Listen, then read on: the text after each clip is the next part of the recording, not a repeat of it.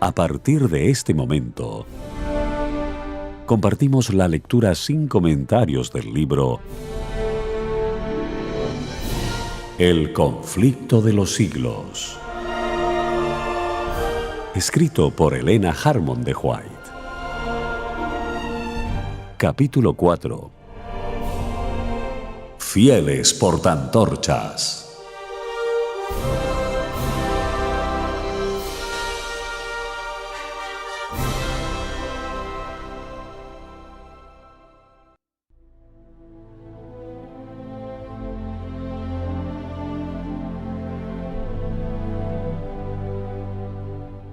Aunque sumida la tierra en tinieblas durante el largo periodo de la supremacía papal, la luz de la verdad no pudo apagarse por completo. En todas las edades hubo testigos de Dios, hombres que conservaron su fe en Cristo como único mediador entre Dios y los hombres, que reconocían la Biblia como única regla de su vida y santificaban el verdadero día de reposo. Nunca sabrá la posteridad cuánto debe el mundo a esos hombres. Se les marcaba como a herejes. Los móviles que los inspiraban eran impugnados, su carácter difamado y sus escritos prohibidos, adulterados o mutilados.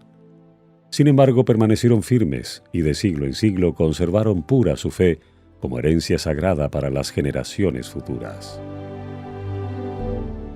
La historia del pueblo de Dios durante los siglos de obscuridad que siguieron a la supremacía de Roma está escrita en el cielo, aunque ocupa escaso lugar en las crónicas de la humanidad. Pocas son las huellas que de su existencia pueden encontrarse fuera de las que se encuentran en las acusaciones de sus perseguidores. La política de Roma consistió en hacer desaparecer toda huella de oposición a sus doctrinas y decretos. Trató de destruir todo lo que era herético, bien se tratase de personas o de escritos. Las simples expresiones de duda u objeciones acerca de la autoridad de los dogmas papales bastaban para quitarle la vida al rico o al pobre, al poderoso o al humilde. Igualmente se esforzó Roma en destruir todo lo que denunciase su crueldad contra los disidentes. Los concilios papales decretaron que los libros o escritos que hablasen sobre el particular fuesen quemados. Antes de la invención de la imprenta eran pocos los libros, y su forma no se prestaba para conservarlos, de modo que los romanistas encontraron pocos obstáculos para llevar a cabo sus propósitos. Ninguna iglesia que estuviese dentro de los límites de la jurisdicción romana gozó mucho tiempo en paz de su libertad de conciencia. No bien se hubo hecho dueño del poder el papado, extendió los brazos para aplastar a todo el que rehusara reconocer su gobierno, y una tras otra las iglesias se sometieron a su dominio. En Gran Bretaña el cristianismo primitivo había echado raíces desde muy temprano. El evangelio recibido por los habitantes de este país en los primeros siglos no se había corrompido con la apostasía de Roma. La persecución de los emperadores paganos, que se extendió aún hasta aquellas remotas playas, fue el único don que las primeras iglesias de Gran Bretaña recibieron de Roma. Muchos de los cristianos que huían de la persecución en Inglaterra hallaron refugio en Escocia. De allí la verdad fue llevada a Irlanda y en todos esos países fue recibida con gozo. Luego que los sajones invadieron a Gran Bretaña, el paganismo llegó a predominar. Los conquistadores desdeñaron ser instruidos por sus esclavos y los cristianos tuvieron que refugiarse en los páramos. No obstante, la luz, escondida por algún tiempo, siguió ardiendo. Un siglo más tarde brilló en Escocia con tal intensidad que se extendió a muy lejanas tierras. De Irlanda salieron el piadoso Colombano y sus colaboradores, los que, reuniendo en su derredor a los creyentes esparcidos en la solitaria isla de Iona, establecieron allí el centro de sus trabajos misioneros. Entre estos evangelistas había uno que observaba el sábado bíblico, y así se introdujo esta verdad entre la gente. Se fundó en Iona una escuela de la que fueron enviados misioneros no solo a Escocia e Inglaterra, sino a Alemania, Suiza y aún a Italia. Roma, empero, había puesto los ojos en Gran Bretaña y resuelto someterla a su supremacía. En el siglo VI, sus misioneros emprendieron la conversión de los sajones paganos. Recibieron favorable acogida por parte de los altivos bárbaros, a quienes indujeron por miles a profesar la fe romana. A medida que progresaba la obra, los jefes papales y sus secuaces tuvieron encuentros con los cristianos primitivos. Se vio entonces un contraste muy notable. Eran estos cristianos primitivos sencillos y humildes, cuyo carácter y cuyas doctrinas y costumbres se ajustaban a las Escrituras, mientras que los discípulos de Roma ponían de manifiesto la superstición, la arrogancia y la pompa del papado. El emisario de Roma exigió de estas iglesias cristianas que reconociesen la supremacía del soberano pontífice.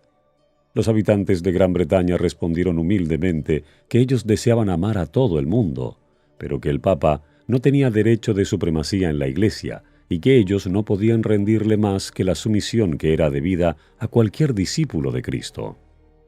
Varias tentativas se hicieron para conseguir que se sometiesen a Roma, pero estos humildes cristianos, espantados del orgullo que ostentaban los emisarios papales, respondieron con firmeza que ellos no reconocían a otro jefe que a Cristo. Entonces se reveló el verdadero espíritu del papado.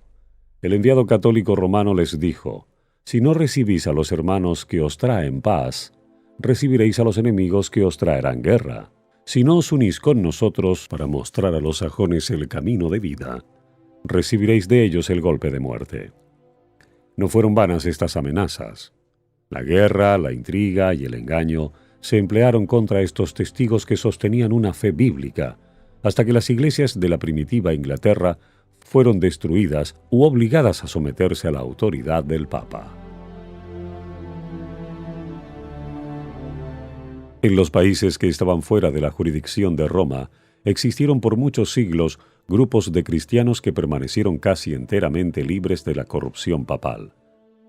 Rodeados por el paganismo, con el transcurso de los años, fueron afectados por sus errores. No obstante, siguieron considerando la Biblia como la única regla de fe y adhiriéndose a muchas de sus verdades.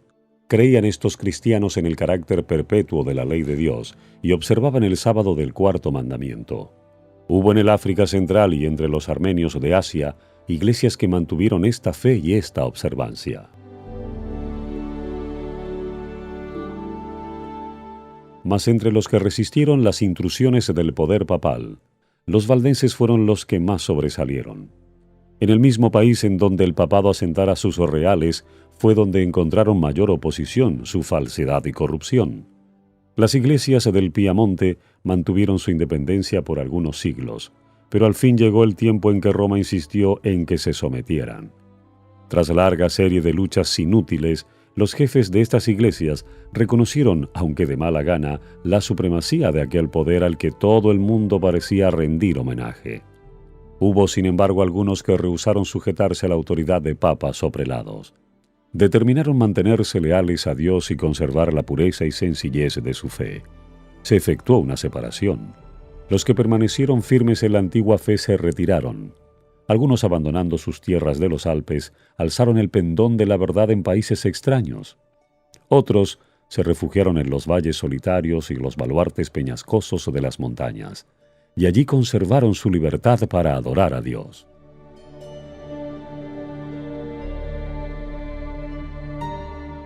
La fe que por muchos siglos sostuvieron y enseñaron los cristianos valdenses contrastaba notablemente con las doctrinas falsas de Roma. De acuerdo con el sistema verdaderamente cristiano, fundaban su creencia religiosa en la palabra de Dios escrita. Pero esos humildes campesinos en sus obscuros retiros, alejados del mundo y sujetos a penosísimo trabajo diario entre sus rebaños y viñedos, no habían llegado de por sí al conocimiento de la verdad que se oponía a los dogmas y herejías de la Iglesia apóstata. Su fe no era una fe nueva. Su creencia en materia de religión la habían heredado de sus padres. Luchaban en pro de la fe de la Iglesia apostólica, la fe que ha sido una vez dada a los santos. Judas 3. La Iglesia del desierto, y no la soberbia jerarquía que ocupaba el trono de la gran capital, era la verdadera Iglesia de Cristo, la depositaria de los tesoros de verdad que Dios confiara a su pueblo para que los diera al mundo.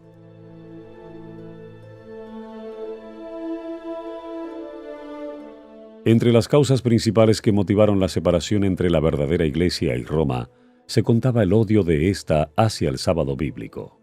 Como se había predicho en la profecía, el poder papal echó por tierra la verdad. La ley de Dios fue pisoteada mientras que las tradiciones y las costumbres de los hombres eran ensalzadas. Se obligó a las iglesias que estaban bajo el gobierno del papado a honrar el domingo como día santo. Entre los errores y la superstición que prevalecían, muchos de los verdaderos hijos de Dios se encontraban tan confundidos que a la vez que observaban el sábado, se abstenían de trabajar el domingo. Mas esto no satisfacía a los jefes papales. No solo exigían que se santificara el domingo, sino que se profanara el sábado, y acusaban en los términos más violentos a los que se atrevían a honrarlo. Solo huyendo del poder de Roma era posible obedecer en paz a la ley de Dios. Los valdenses se contaron entre los primeros de todos los pueblos de Europa que poseyeron una traducción de las Santas Escrituras. Centenares de años antes de la Reforma, tenían ya la Biblia manuscrita en su propio idioma. Tenían pues la verdad sin adulteración, y esto los hizo objeto especial del odio y de la persecución. Declaraban que la Iglesia de Roma era la Babilonia apóstata del Apocalipsis, y con peligro de sus vidas se oponían a su influencia y principios corruptores. Aunque bajo la presión de una larga persecución, algunos sacrificaron su fe e hicieron poco a poco concesiones en sus principios distintivos, otros se aferraron a la verdad. Durante siglos de obscuridad y apostasía, hubo valdenses que negaron la supremacía de Roma, que rechazaron como idolátrico el culto a las imágenes y que guardaron el verdadero día de reposo. Conservaron su fe en medio de la más violenta y tempestuosa oposición. Aunque degollados por la espada de Saboya y quemados en la hoguera romanista, defendieron con firmeza la palabra de Dios y su honor. Tras los elevados baluartes de sus montañas, refugio de los perseguidos y oprimidos en todas las edades, hallaron los valdenses seguro escondite. Allí se mantuvo encendida la luz de la verdad en medio de la oscuridad de la Edad Media. Allí los testigos de la verdad conservaron por 1000 años la antigua fe. Dios había provisto para su pueblo un santuario de terrible grandeza como convenía a las grandes verdades que les había confiado. Para aquellos fieles desterrados, las montañas eran un emblema de la justicia inmutable de Jehová. Señalaban a sus hijos aquellas altas cumbres que a manera de torres se erguían en inalterable majestad y les hablaban de aquel en quien no hay mudanza ni sombra de variación, cuya palabra es tan firme como los montes eternos. Dios había afirmado las montañas y las había ceñido de fortaleza. Ningún brazo podía removerlas de su lugar, sino solo el del poder infinito. Asimismo había establecido su ley, fundamento de su gobierno en el cielo y en la tierra. El brazo del hombre podía alcanzar a sus semejantes y quitarles la vida, pero antes podría desarraigar las montañas de sus cimientos y arrojarlas al mar que modificar un precepto de la ley de Jehová, o borrar una de las promesas hechas a los que cumplen su voluntad. En su fidelidad a la ley, los siervos de Dios tenían que ser tan firmes como las inmutables montañas. Los montes que circundaban sus hondos valles atestiguaban constantemente el poder creador de Dios y constituían una garantía de la protección que Él les deparaba. Aquellos peregrinos aprendieron a cobrar cariño a esos símbolos mudos de la presencia de Jehová. No se quejaban por las dificultades de su vida y nunca se sentían solos en medio de la soledad de los montes. Daban gracias a Dios por haberles dado un refugio donde librarse de la crueldad y de la ira de los hombres. Se regocijaban de poder adorarle libremente. Muchas veces, cuando eran perseguidos por sus enemigos, sus fortalezas naturales eran su segura defensa. En más de un encumbrado risco cantaron las alabanzas de Dios y los ejércitos de Roma no podían acallar sus cantos de acción de gracias.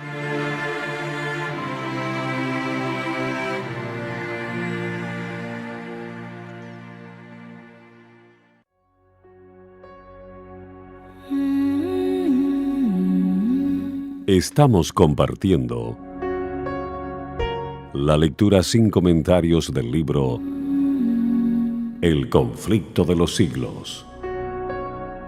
Capítulo 4. Fieles portaantorchas.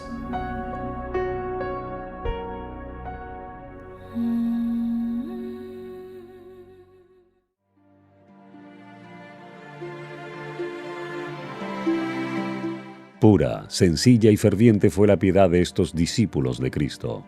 Apreciaban los principios de verdad más que las casas, las tierras, los amigos y parientes, más que la vida misma. Trataban ansiosamente de inculcar estos principios en los corazones de los jóvenes. Desde su más tierna edad, estos recibían instrucción en las Sagradas Escrituras y se les enseñaba a considerar sagrados los requerimientos de la ley de Dios. Los ejemplares de la Biblia eran raros, por eso se aprendían de memoria sus preciosas palabras. Muchos podían recitar grandes porciones del Antiguo Testamento y del Nuevo. Los pensamientos referentes a Dios se asociaban con las escenas sublimes de la naturaleza y con las humildes bendiciones de la vida cotidiana. Los niños aprendían a ser agradecidos a Dios como al dispensador de todos los favores y de todos los consuelos. Como padres tiernos y afectuosos, amaban a sus hijos con demasiada inteligencia para acostumbrarlos a la complacencia de los apetitos. Les esperaba una vida de pruebas y privaciones y tal vez el martirio. Desde niños se les acostumbraba a sufrir penurias, a ser sumisos, y sin embargo capaces de pensar y obrar por sí mismos. Desde temprano se les enseñaba a llevar responsabilidades, a hablar con prudencia y a apreciar el valor del silencio. Una palabra indiscreta que llegara a oídos del enemigo podía no solo hacer peligrar la vida del que la profería, sino la de centenares de sus hermanos. Porque así como los lobos acometen su presa, los enemigos de la verdad perseguían a los que se atrevían a abogar por la libertad de la fe religiosa. Los valdenses habían sacrificado su prosperidad mundana por causa de la verdad y trabajaban con incansable paciencia para conseguir el pan. Aprovechaban cuidadosamente todo pedazo de suelo cultivable entre las montañas y hacían producir a los valles y a las faldas de los cerros menos fértiles.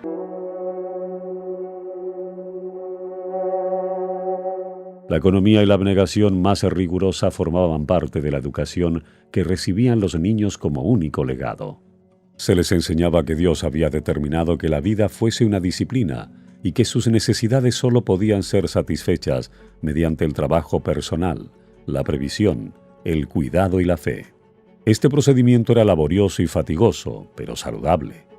Es precisamente lo que necesita el hombre en su condición caída, la escuela que Dios le proveyó para su educación y desarrollo. Mientras que se acostumbraba a los jóvenes al trabajo y a las privaciones, no se descuidaba la cultura de su inteligencia.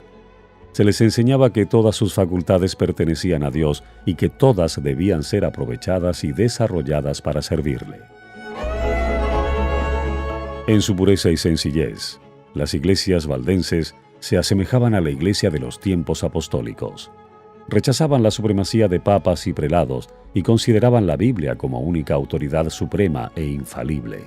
En contraste con el modo de ser de los orgullosos sacerdotes de Roma, sus pastores seguían el ejemplo de su maestro, que no vino para ser servido, sino para servir. Apacentaban el rebaño del Señor conduciéndolo por verdes pastos y a las fuentes de agua de vida de su santa palabra. Alejado de los monumentos, de la pompa y de la vanidad de los hombres, el pueblo se reunía no en soberbios templos ni en suntuosas catedrales, sino a la sombra de los montes, en los valles de los Alpes, o en tiempo de peligro, en sitios peñascosos semejantes a fortalezas, para escuchar las palabras de verdad de labios de los siervos de Cristo. Los pastores no solo predicaban el Evangelio, sino que visitaban a los enfermos, catequizaban a los niños, amonestaban a los que andaban extraviados y trabajaban para resolver las disputas y promover la armonía y el amor fraternal. En tiempo de paz eran sostenidos por las ofrendas voluntarias del pueblo. Pero a imitación de San Pablo, que hacía tiendas, todos aprendían algún oficio o profesión con que sostenerse en caso necesario.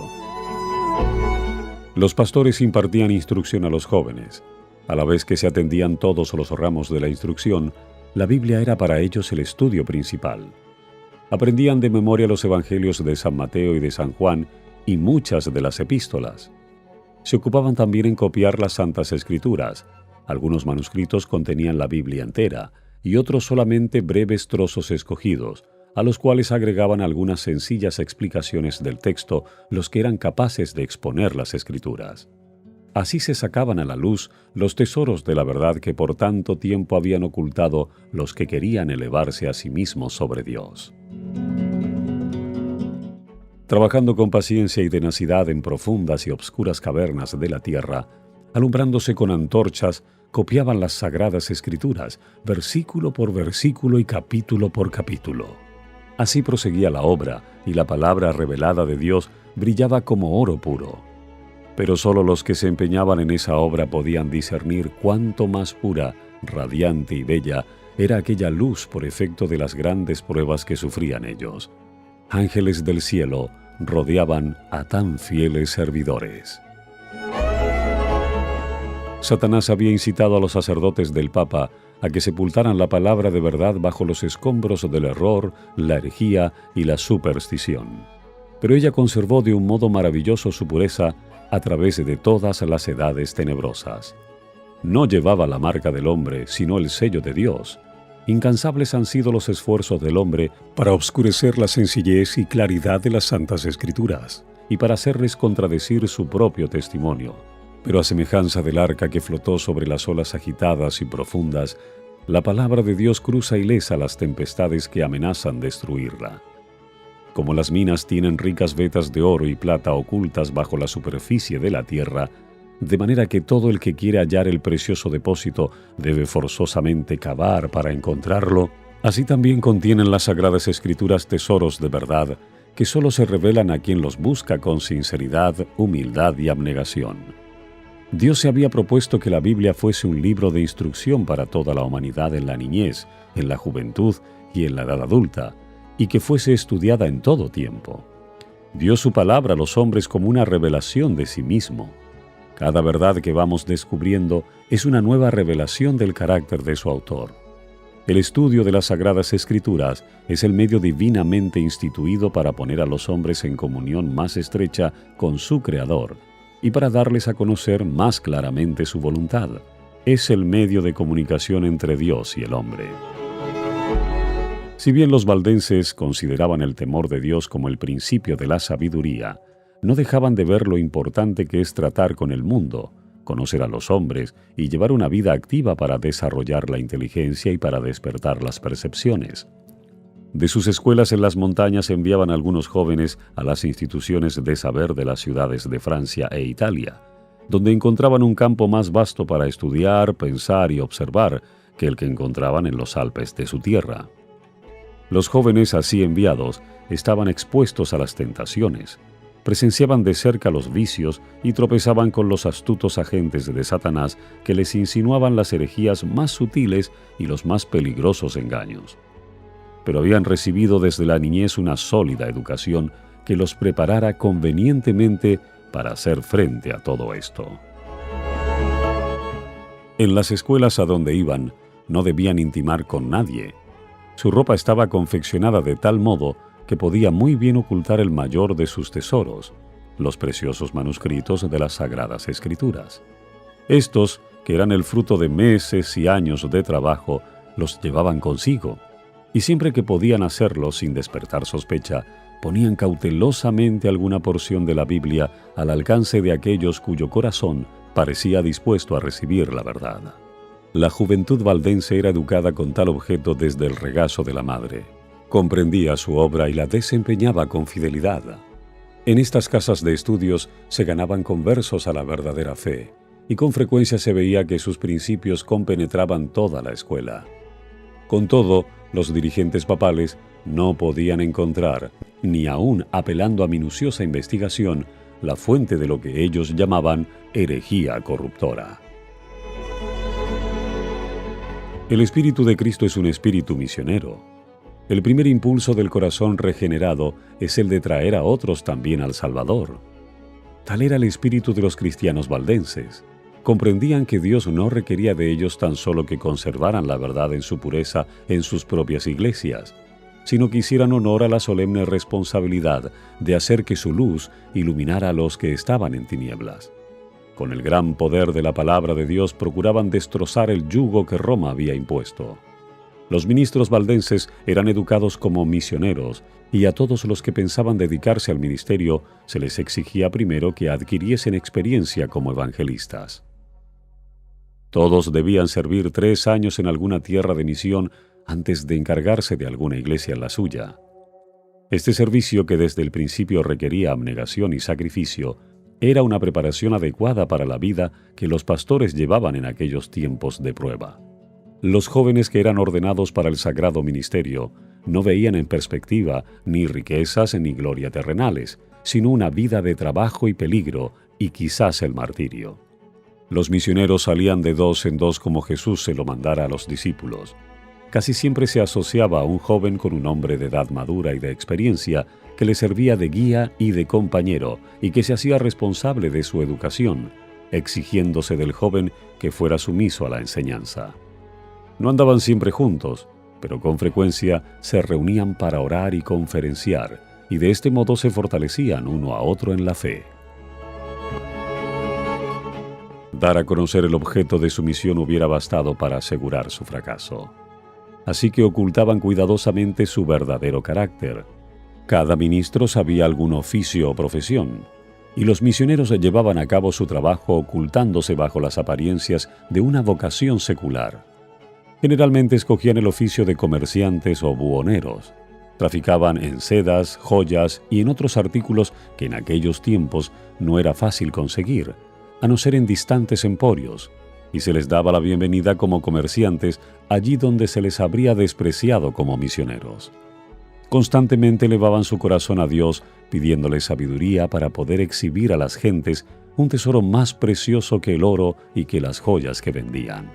Llevaban siempre ocultos ejemplares de la Biblia entera o porciones de ella, y siempre que se presentaba la oportunidad, llamaban la atención de sus clientes a dichos manuscritos.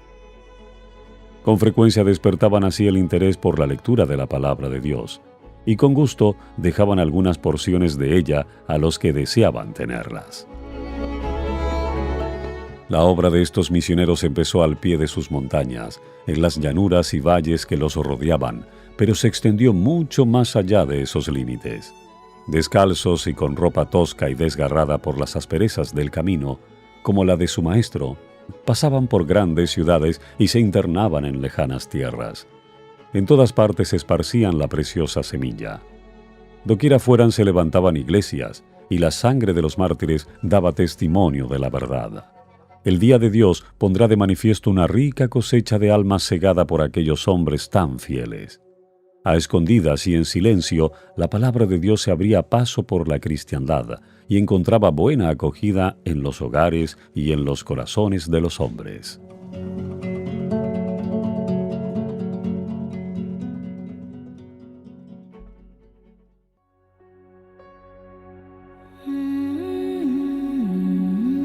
Estamos compartiendo la lectura sin comentarios del libro El conflicto de los siglos. Capítulo 4. Fieles portaantorchas.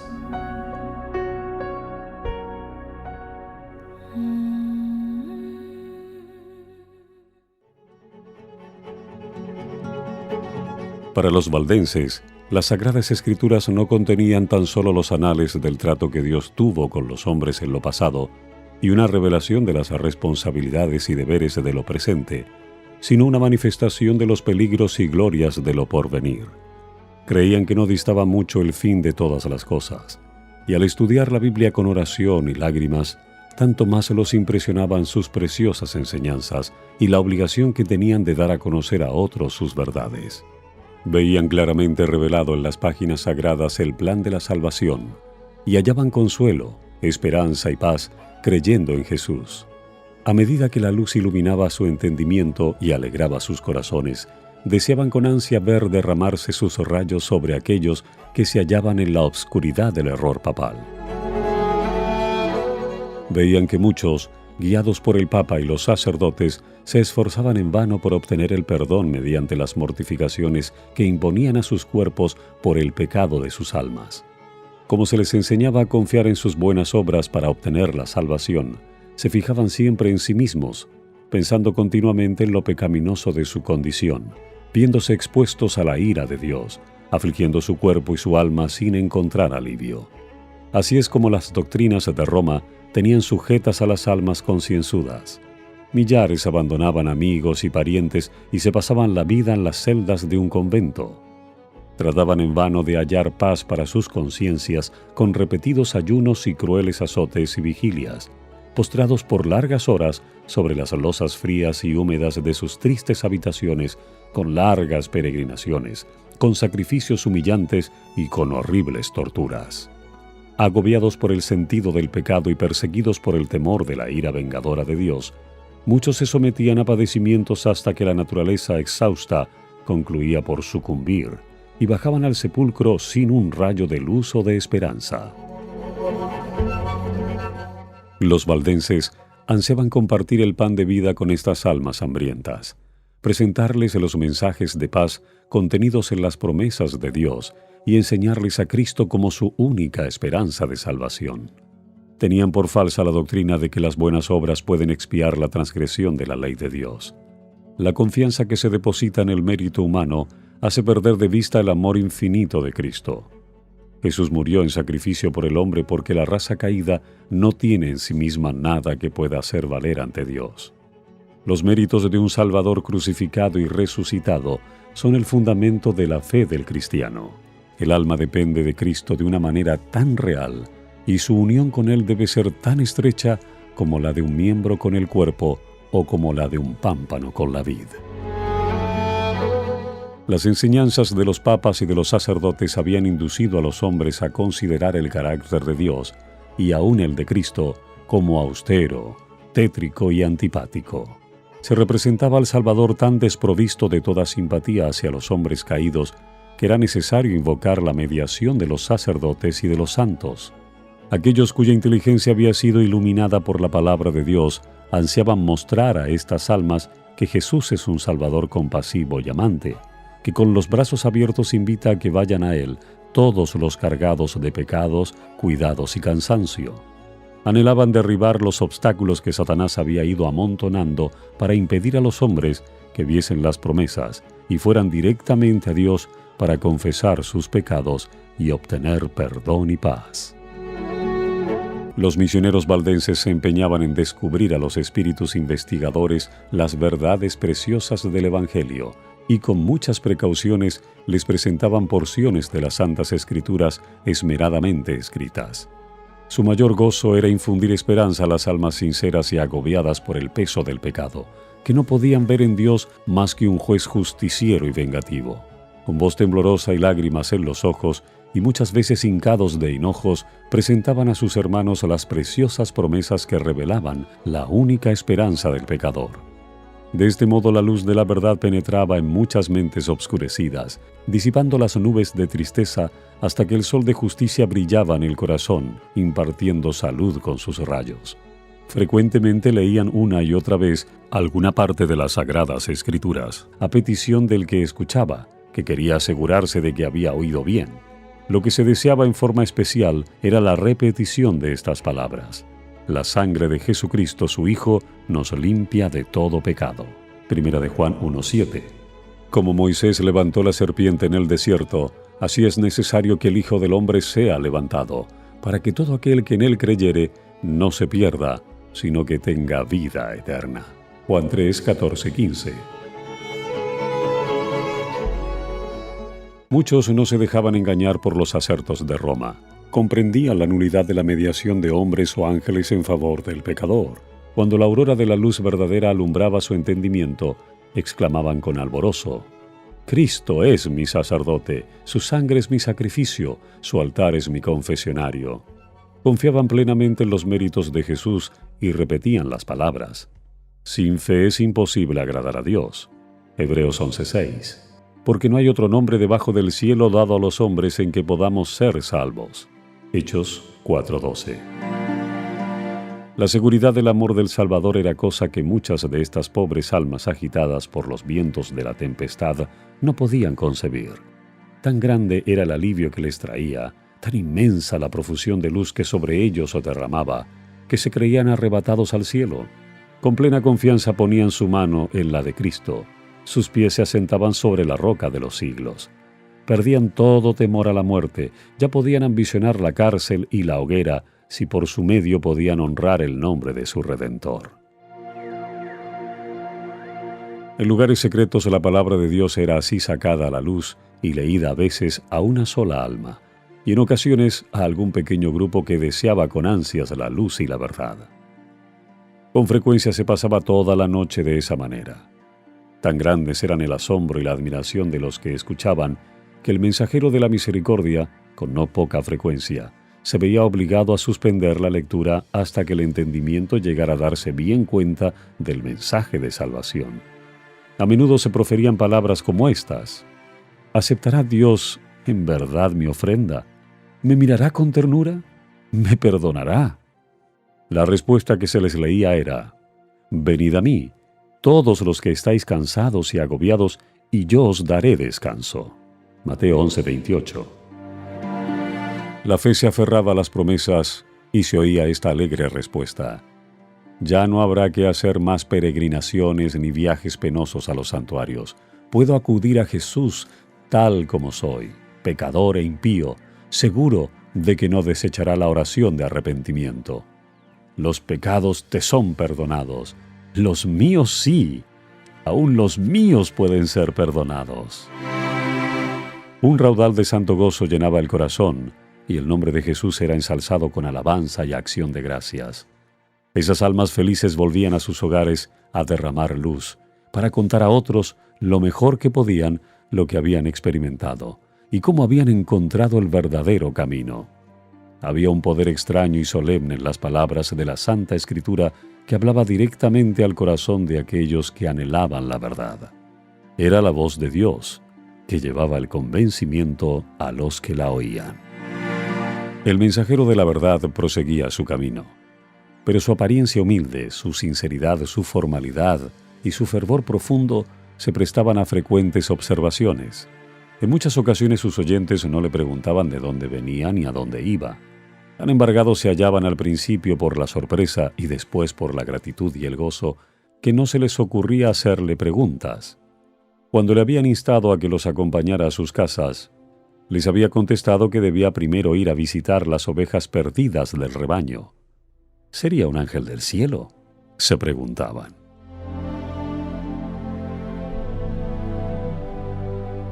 En muchas ocasiones no se volvía a ver al mensajero de la verdad.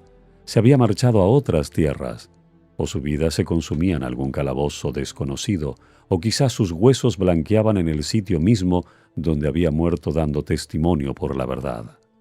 Pero las palabras que había pronunciado no podían desvanecerse. Hacían su obra en el corazón de los hombres, y sólo en el día del juicio se conocerán plenamente sus preciosos resultados. Los misioneros valdenses invadían el reino de Satanás, y los poderes de las tinieblas se sintieron incitados a mayor vigilancia.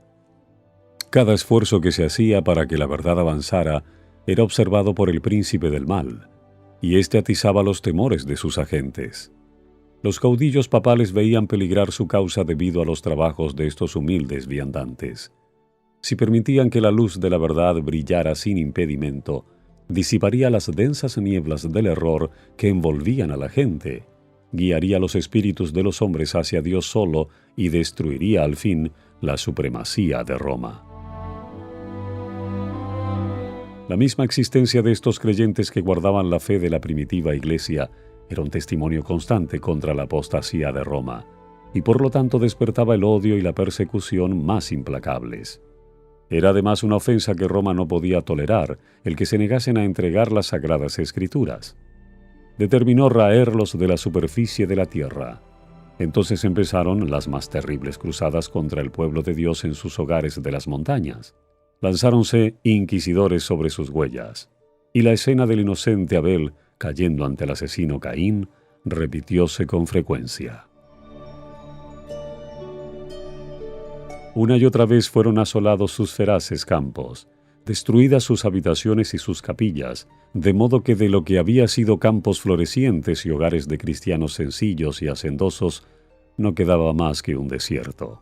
Como la fiera que se enfurece más y más al probar la sangre, así se enardecía la hazaña de los siervos del Papa con los sufrimientos de sus víctimas. A muchos de estos testigos de la fe pura se les perseguía por las montañas y se les cazaba por los valles donde estaban escondidos, entre bosques espesos y cumbres roqueñas. Ningún cargo se le podía hacer al carácter moral de esta gente proscrita. Sus mismos enemigos la tenían por gente pacífica, sosegada y piadosa. Su gran crimen consistía en que no querían adorar a Dios conforme a la voluntad del Papa, y por este crimen se les infligía todos los ultrajes, humillaciones y torturas que los hombres o los demonios podían inventar.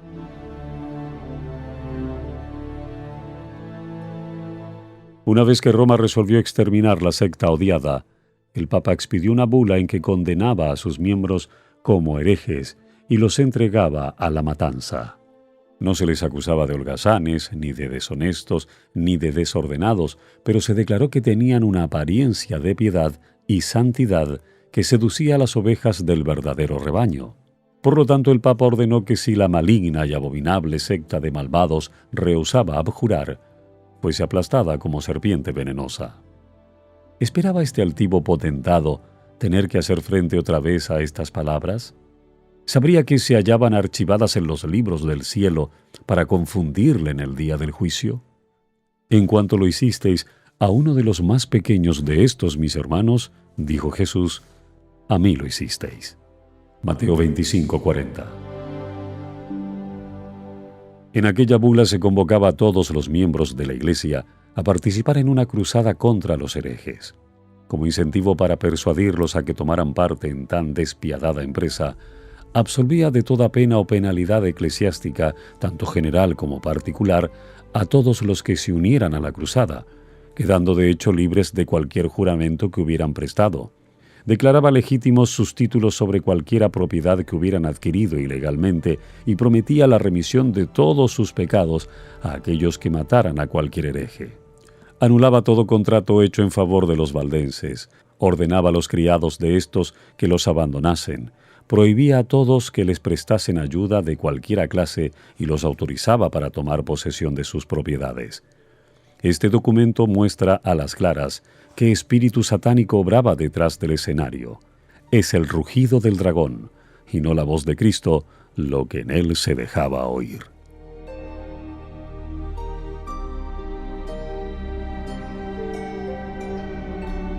Los jefes papales no quisieron conformar su carácter con el gran modelo dado en la ley de Dios, sino que levantaron modelo a su gusto y determinaron obligar a todos a ajustarse a éste, porque así lo había dispuesto Roma. Se perpetraron las más horribles tragedias. Los sacerdotes y papas corrompidos y blasfemos hacían la obra que Satanás les señalara. No había cabida para la misericordia en sus corazones. El mismo espíritu que crucificara a Cristo y que matara a los apóstoles, el mismo que impulsara al sanguinario Nerón contra los fieles de su tiempo, estaba empeñado en exterminar a aquellos que eran amados de Dios. Las persecuciones que por muchos siglos cayeron sobre esta gente temerosa de Dios fueron soportadas por ella con una paciencia y constancia que honraban a su Redentor. No obstante las cruzadas lanzadas contra ellos y la inhumana matanza a que fueron entregados, siguieron enviando a sus misioneros a diseminar la preciosa verdad. Se los buscaba para darles muerte, y con todo, su sangre regó la semilla sembrada que no dejó de dar fruto. De esta manera fueron los valdenses testigos de Dios siglos antes del nacimiento de Lutero. Esparcidos por muchas tierras, arrojaron la semilla de la Reforma que brotó en tiempo de Wycliffe. Se desarrolló y echó raíces en días de Lutero, para seguir creciendo hasta el fin de los tiempos mediante el esfuerzo de todos cuantos estén listos para sufrirlo todo, a causa de la palabra de Dios y del testimonio de Jesús. Apocalipsis 1:9.